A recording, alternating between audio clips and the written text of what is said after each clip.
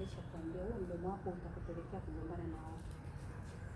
Hebu angalia kauli nzuri ya kuzungumza na watu. Inyoshe vizuri hiyo bosi. Pole sana shoga yangu. Lakini mimi mara nyingi nakwambia nakutahadharisha au nakwambiaga wewe angalia Kiswahili.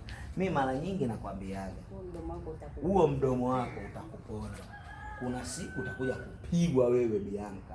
Kwa nini usipende kuzungumza na watu vizuri? Yaani kama unamsisitiza Bianca ongee kwa hasira. Haya, ila sasa mwanangu poteza twenda. Haya. Okay, mgomba nani hapo? Madam Toto Chap. Action. Pole sana shoga yangu.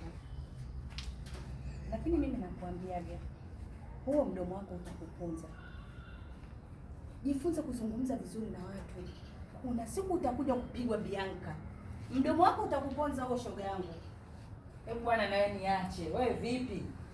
Afu leo siko sawa kabisa, naomba uniache. Tena niache. Siko sawa. Oho.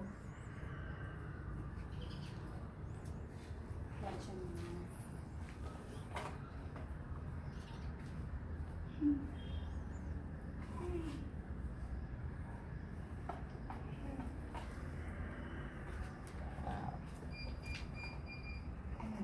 Unafungua kabisa.